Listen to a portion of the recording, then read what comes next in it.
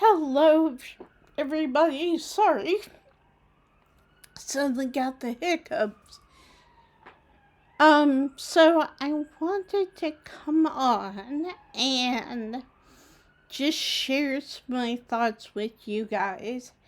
Nothing terribly serious, but just kind of my life, what's going on, that kind of thing.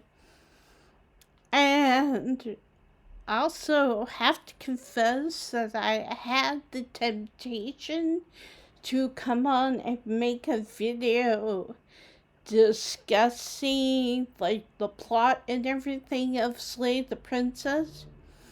But I think I'd rather wait until after I get done playing the game. Because that just seems to make a lot more sense to me to wait until we're done, and then that way, if you haven't played the game or if you don't know all the lore, all the details about it, you can try to figure it out with me and stuff. So like I said, I think I'll wait until after we get done. We should be fairly close to the end. I think it usually takes the last couple times I played it, first couple times I played it, I should say. Usually it ends up being like 3 or 4 vessels as the princess calls it, and calls them. And so I'm like, Also,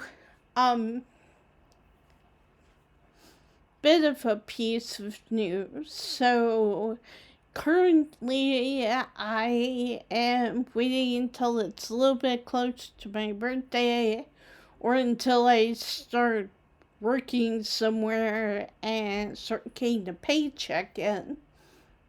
But occasionally I like to go on Steam and look for demos, because usually demos are free to play. That's what happened with Moonlight Peaks and stuff. And so a while back, I was looking at getting this game called Coffee Talk, which I'm going to compare to Tavern Talk because it's pretty much the same, except Tavern Talk is more in a G&D setting, and you're like playing like one of the NPCs, sort of, kind of.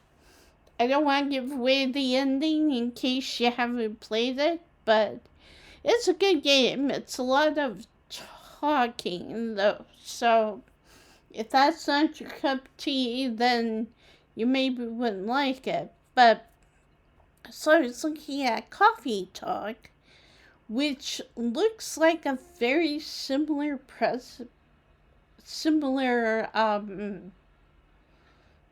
The interesting thing that I find is that the setting of the game is a coffee shop that's only open at night, and the year that the game takes place in is 2020. And we all know what happened in 2020.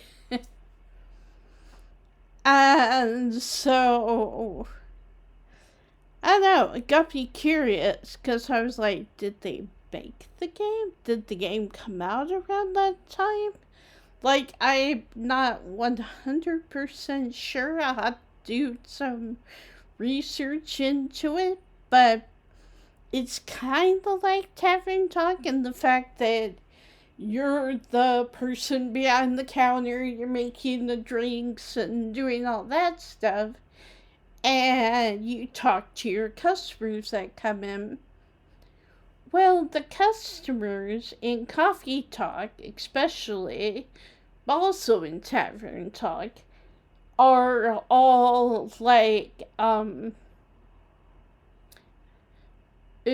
shall we say, fictional characters. Like in Tavern Talk, they're all like D&D characters, so like rogues and elves and halflings and stuff like that, and dwarfs and, kind of cool stuff like that. It's all about them going off on adventures and you helping them out as a bartender, so to speak.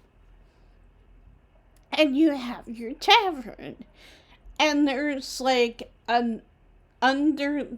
I like it because there's a surface level. You get people coming in to your tavern, buying drinks, getting ready to go on adventures, and you have your regulars, and then the people you just meet who come in as like a one-off or whatever.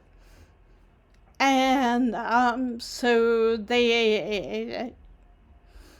you post quests on a bulletin board that they can pick from, and you have choices to make sometimes as you which drink to make them. And so I really like the game. I played it like several times, and it's pretty much the same ending. Like, you can get different variations on the ending. You can also choose to, spoiler alert, skip ahead 5 minutes, or 5 seconds rather. Won't take long. But you have the chance to help the big bad evil guy. And like, I won't spoil the whole thing, but like, it turns out he's been listening in on your conversations and all that, and so as a result, when your party starts going after the big bad evil guy, they fail in their quests and stuff, and so then you have to be like, okay, we gotta do this. I didn't know that this was happening, but I did know, kind of lost trust, regaining trust kind of thing. Well, Coffee Talk is apparently fairly similar minus the D&D stuff, at least so far. But Coffee Talk is like an alternate Earth where all the mystical creatures decide to come out of, like, I don't know if they decide to come out of hiding or if they've always been there, but it's like, instead of the majority being humans, they're all like werewolves, elves, succubi, I don't even know what's all on there. And that was my only disappointing thing, was the demo was very short. Like, it lasts for like one night only. And like, you get the chance to make a couple different coffee drinks and stuff, and like, it's relatively easy to figure out. But then one of my customers asked for latte art, I think is what they call it, where you put the cream or the milk on top of the coffee in patterns. I did not do very well. I am not artistic. I'm not good at making things out of, other things, so to speak. I will leave that to people who know how to do that stuff and rock at it. But yeah, so, I got to talk to a few people, but what's weird is Like, I like Tavern Talk a little bit better because in Tavern Talk, you actually participate in the conversations. In Coffee Talk, and that disappointed me a bit too, was because, like, in Tavern Talk, you can choose what to say, you can, you have some choices, you can do stuff, and then sometimes it'll just go along and fill in the words for you and only stop when you have a choice. But in Coffee Talk, it's like you're the silent NPC or whatever. It's like but like your customers still interact with you as though you're talking. So, I don't know, it's just a little weird. I mean, it's probably still just as good, but yeah, it's just kind of a bit of a bummer because I was expecting the demo to last for a little bit longer to kind of see what else was there, to kind of see more of the customers and try more drinks and stuff. But I mean, so I probably will have to at some point purchase the whole game in order to do that. And so, which is fine, it's gonna take a while because, like I said, I still don't have a job, and, I don't wanna, like, I don't mind asking Keith for money, but also at the same time, it's like,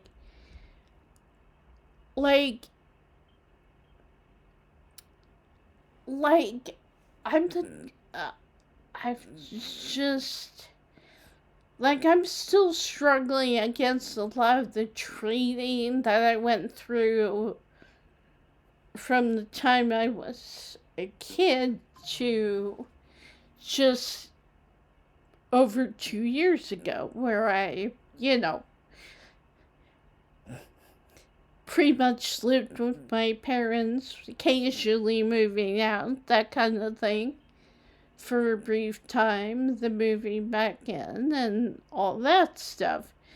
And I don't get into all of that. Maybe someday I'll talk about that, but I think, talked about it in past videos where I've gone into a little bit, but I haven't gone into, like, full on,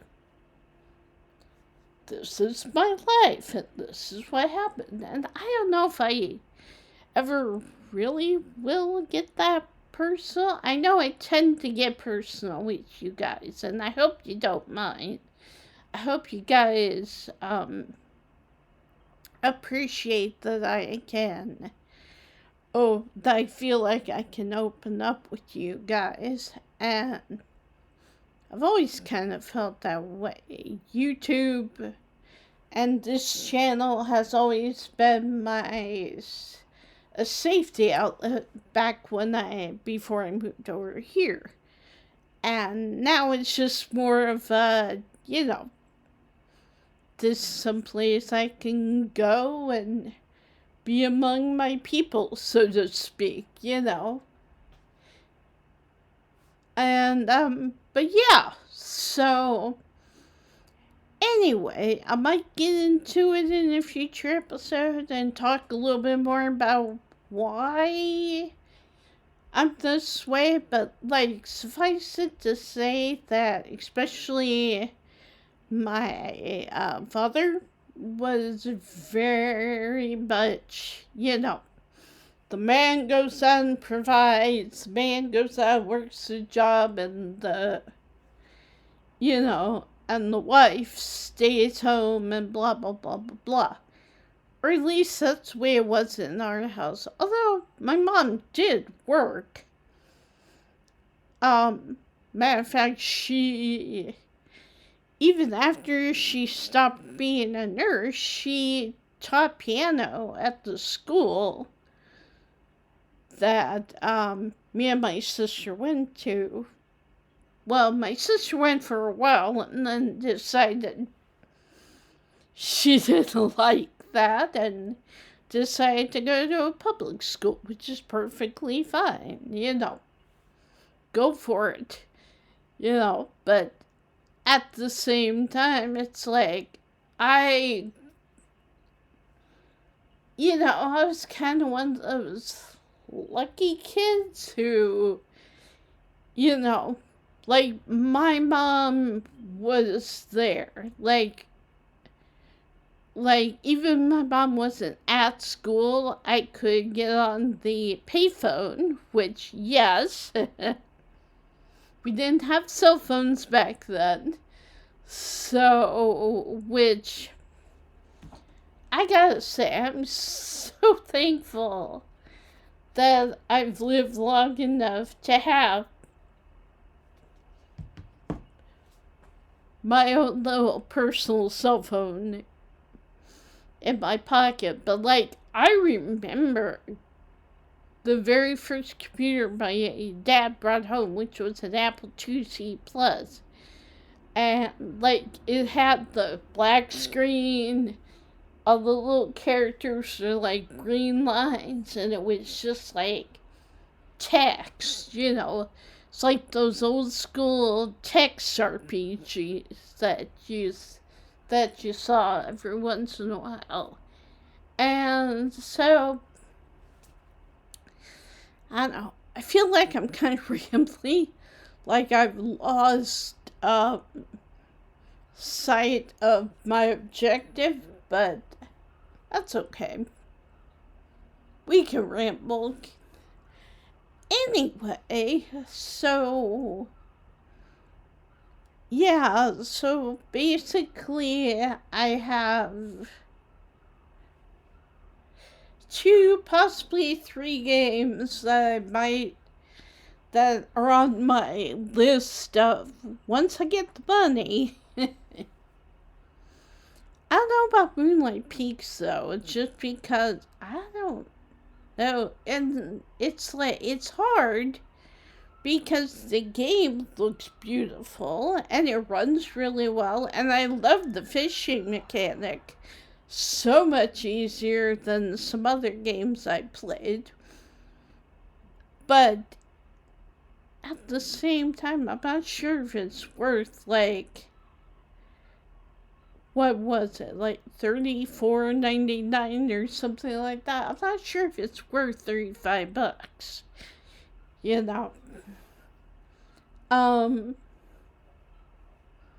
But yes, we have Grave Seasons coming out either this month or sometime in the fall.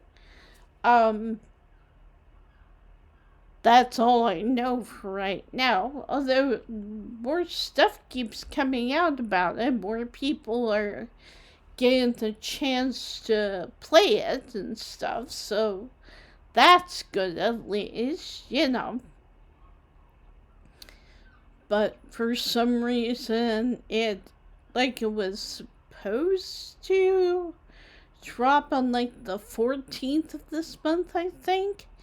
And, then I was like reading up something about the game or watching a video somebody did about the game, and they were like, so it's not going to be available until fall sometime.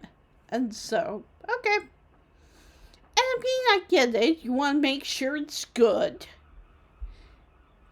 And at least as much of the bugs that you can take care of are taken care of and all that. Like, I understand that. I'm not in any way, shape, or form saying, I want it now. I don't care if it's buggy mess. Please fix the bugs before I spend money on this game. But yeah, so but yeah, we're waiting for Grave Seasons, possibly Coffee Talk, possibly Moonlight Peaks, maybe something else. I'm not 100% as right now. I just know I kind of want a new game. I know I definitely want Grave Seasons. And that one is supposed to come out for the Switch, so that'll be fun. Because then I can download it and take it with me. Although, what's funny, because I think I mentioned this in one of my previous videos, but like I was looking for child-friendly games to like download onto the Switch or onto my laptop so that if our GM's little boy wants to play, it's a little bit easier than like Stardew Valley. And not that 6-year-olds can't play Stardew Valley, but it's just that they're going to not probably pay attention to a lot of the cutscenes and quests. They're just going to be running around and doing whatever they want to do, which is fine. But again, like I was looking at potential games, and like I don't really have any. Even the games I do have my computer, my Switch. The first game I ever got, with the Switch when I bought it at Target in 2023, was Super Mario RPG, because I played it years ago on the N64, I want to say, and really remember liking it and having a lot of fun with it. But like, it's not your typical Mario game. Like, I could probably set the little guy down with like Super Mario 2, Super Mario 3, because it's basically easy peasy lemon squeezy. It gets difficult at parts, and it's like, go from left to right, jump on enemies, hit question blocks, get power-ups, that kind of thing. So, but Super Mario RPG is a lot more complicated than the other Super Mario games. But yeah, so needless to say, I haven't really found anything that would be like appropriate for a 6-year-old to play. Let's put it that way. And it was kind of funny because when I was looking at my Switch, like I have Cabernet, which is a game about vampires. I have Eve, which you could maybe kind of play, but that's very much a puzzle game, and you have to know how to navigate and where to go. And again, I just be worried that the little guy would be just like running crazy in a, and like not know what to do, and probably die a million times until he got frustrated and everything. And then I have a couple other games that are like farming games. I have like Wildflowers, and I have, what's the other one? I have Potion Permit, which I've been considering starting a new save on, just because the one only save I have is pretty much at the point where there's not a whole lot I can do. And it's kind of to that point of the game where it gets a little grindy. It's like, wake up, see if the alarm's going, see if you have anybody in your hospital that you need to cure. Go foraging, fight enemies, that kind of thing. Now, I do like in Post Permit that they can have you do pretty much all that stuff at once. But it also is the kind of game that, does not hold your hand at all. So, I remember my first save, it took me so long to figure out that I had a cooking station in my house, and number 2, where to go to get the ingredients for said cooking station. Because, like I said, most, games like Stardew Valley, Chef RPG, that kind of stuff, you kind of raise your own animals. You have chickens, you have cows, you raise your own crops, that kind of stuff. And so, I don't know, it's just kind of interesting.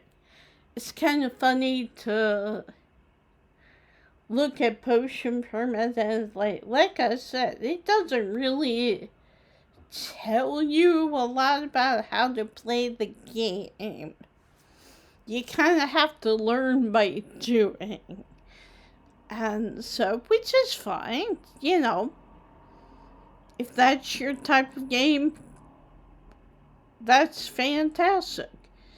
But again, like I said, I'm considering starting completely over because there's a good progression rate in some games, especially farming type games. It's it gets very grindy in between the other stuff, and sometimes even gifting villagers or getting to a certain part of a villager's backstory or whatever, it can be kind of grindy. But yeah, so. But I like how in Potion Permit, it kind of all happens very naturally. Now, I will warn you, there are a lot of cutscenes in Potion Permit. There are a lot of, you'll be walking along, you'll be running off doing stuff, and all of a sudden, everything will stop, and you'll just be in a cutscene. But the other thing that I do like about Potion Permit is you have a furry companion, but this companion, it's a dog, and your dog, if you need a specific villager and you don't know where they are,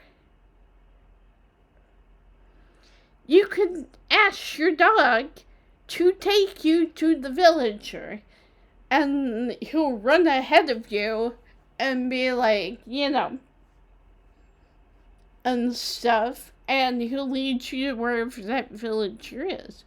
Which leads to the question, how does the dog know that? In some cases it makes sense, because there's a farmhouse where you can get eggs and bread and that kind of thing. And, usually there'll be at least one of the farmers there. But at the same time, there's somewhere go find this person, and they take me to somewhere that I'm just why is she all the way out here, or whatever. But anyway, and there are a lot of people you can romance and everybody's got their own backstory and that kind of stuff. So it's kind of a fascinating game, in my opinion. Um, Also, it's on the Switch, and I think for Windows on the PC. I'm not sure about anything else. I'm not sure if it's on any of the consoles. But yeah. So I do highly recommend that game because, like I said, it keeps you busy. There are a lot of stuff to do. And it's kind of one of those things where, well, bit of a spoiler, but when you first arrive, you have to build the trust of the villagers because they had you're a chemist, and the chemist they had years ago apparently messed up pretty badly and left the town in a worse state than it was when they got there. So when you first get there, it's like people are side-eyeing and going, I don't know. And that kind of makes a lot more sense than, like in Stardew Valley, sometimes Mayor Lewis will be like, some of the villagers won't trust you right away. You just have to get to know them better and show that you're reliable or whatever. But it's not as big a deal in Stardew Valley. Like, it's not that it's not like anybody hates you when you come to the valley. Matter of fact, a lot of them, like when your first task is to run around and meet everybody, and that can take you like a couple days at least. Thankfully, and that's the thing I like about Stardew Valley. There's really not a lot of tasks or quests that have time limits on them. You know, like you can, like either the time limit occurs naturally or it's something that, if you want to put it off, you can, and you don't have to do anything in a specific order.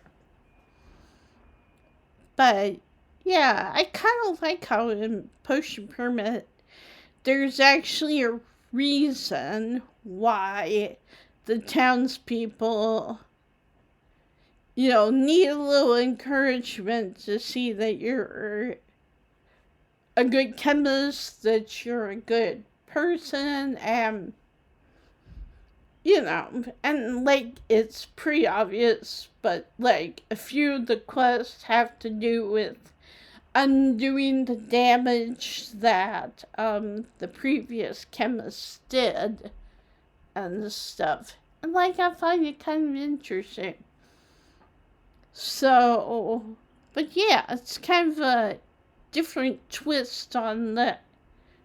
She came from this, this new person came from the city, and I don't know them. And, are they going to be a good person? Are they going to be good for the community? Or what? Kind of thing. So I kind of like that little aspect of it. That there's a reason why you're not immediately trusted and welcomed into the community. That you actually have to work for it. And that ties into the quests, and there are a lot of quests in the game. So, anyway, but yeah, all that to say, it gets my thumbs up recommendation. If you guys are looking for a game that's a little bit different than a farming simulator, but is still kind of along the same genre, try Potion Permit. You might really like it. I completely forgot what else I was going. Oh, I remember. Um, so the reason why I wasn't on yesterday at all was because I decided to revisit the laundromat down at the other end of the street over here and do some laundry because you know normally I try to bring like some laundry with us when we go over to Ashnicki's for D&D night because we normally get there early enough, and like I said, Ash is a great guy. He's been like, yeah, bring your, free wash, absolutely, The problem is that a lot of times I feel like we can't do fuller loads because it takes longer because, they have like a washer and dryer in the same machine. And a lot of times, like, it takes a really long time to dry stuff. And so yeah, so I'm just, and then, the last few weeks, we either haven't gone to their place, we've played remotely, or, something's come up and we can't go, and we can't meet in person or whatever, and we can't play remotely for whatever reason. And so, as a result, like, we have a laundry basket on the floor right by our bed, and let me just say, it was piling up, and it got to the point where I was like, okay, I need to do something, and I had enough money, so I was like, I'm gonna go, pack up my carrier bag and just take it to the take it down across the street and stuff. And so I did that, and everything was fine. And like it kind of crashed. Like sometimes when I go, like, nobody there will talk to me. Like, everybody's just there, and that's fine. Everybody's just there doing their own thing. But, like, yesterday I went and I got to talk to two people a little bit, and, it was perfectly fine. And one of the persons was a younger guy, probably about mid-20s, maybe early 30s, something like that. And he asked me a question because he came in after I had been there for a little bit and already loaded up a washer with with clothes I was washing. And he comes in and he's kind of looking, and he's like, and there was like one washer that had like a load of clothes in it, but that it was done and needed to be taken to the dryer and stuff. But I had no idea, like, that was there before I got there, And so I was like, Okay, so he looked at me and was do you know whose clothes are in here? Do you know if they're coming back? Or, and I was like, no, I don't. And then we talked a little bit about the laundromat, and then he was like something like, I like your accent. Where are you from? And I was like, oh, I'm from Iowa in the United States. And so we talked a little bit, and again, it's not like I want people to be my lifelong friends after meeting one time, because, that's not necessary. But it's nice to be able to have a decent conversation with, people, and to be like, oh yeah, I'm, doing this, or I'm from here, or, whatever. Kind of like. And then the lady came in, and she did the same thing. She kind of looked around, and then we got to talking about the laundromat and the fact that there were clothes sitting there, even though, and this always cracks me up, like there are signs, in the laundromat posted clearly that say, please do not leave your laundry, here.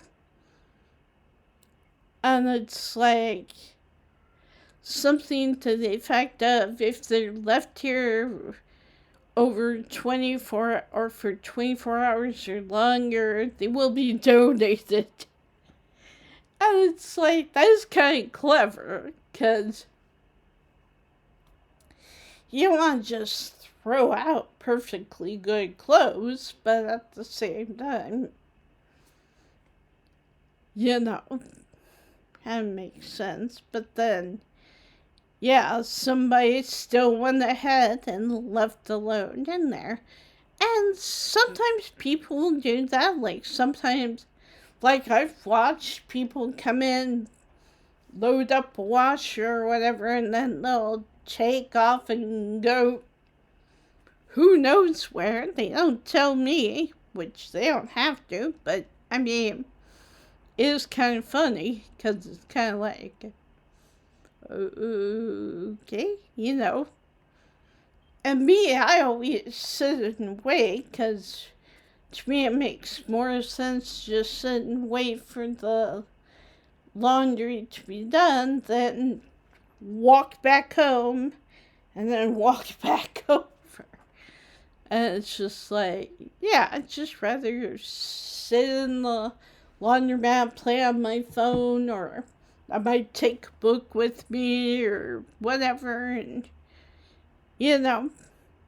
just sit and read. Or even, and this kind of excited me, whoever runs the laundromat, or possibly people just left, but they had some magazines, and they had a magazine for Tesco,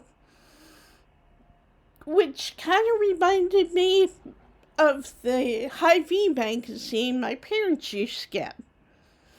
It has recipes in it, and here's the deal of the week or whatever, and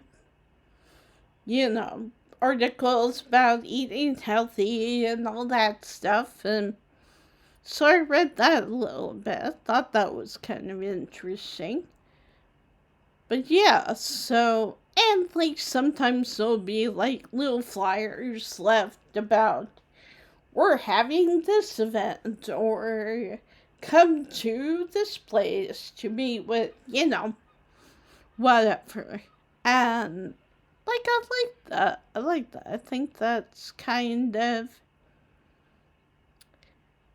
interesting. It's a good way to get to know people and stuff. So, anyway, so yeah, I just sat there basically for the most part and played games on my phone. Like I said, I have 3 games. Oh, apparently I got a couple messages from... Oh, it's from...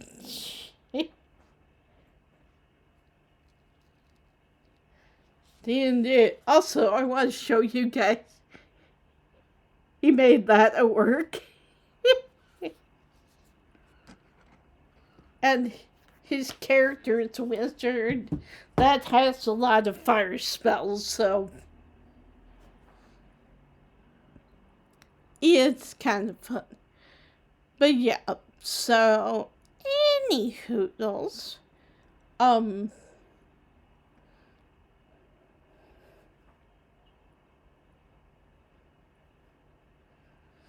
yeah, so today I've just been you know, when I get home, the laundry's still a little wet, so we have a drying rack, and I set it up, and we set it up and put all the clothes on the rack to dry. And today I just spent a bit of time folding everything and putting them in, because Keith has his piles and I have mine. You know, because I try to do at least some of Keith's laundry as well as my own. And so that's kind of fun. And some weeks I'll do like towels or whatever, but I'm going to try to get back to going to the laundromat at least a couple times a week. Not a couple times a week. A couple times a month, maybe, or at least once a month, you know, kind of to eliminate the burden of, you know, because, like, we have to, you know, to pack up the laundry, take it with us, load it into the back of the car, Ash's car, or lug it onto the bus with us if we take the bus, and that can be a bit irritating at times. So yeah, I'm gonna try to get back to at least occasionally taking laundry over there and, you know, and stuff. So,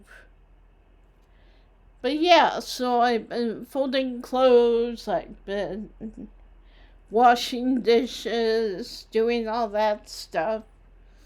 Mainly just browsing YouTube for the most part, although I kind of need to refresh my algorithm again because I hate to confess this part, but I do and have been known to watch a lot of those shorts that are like stories that are taken from like Reddit or wherever, and it's like there's a bunch of images and video clips in the background and all that, and I do end up watching all those just because they're easy and because if I need to get up and like go to the bathroom or go do something, I don't have to be watching my computer screen in order to enjoy the video, so to speak. But Yeah, I probably should not watch as many of those. Although I have been watching.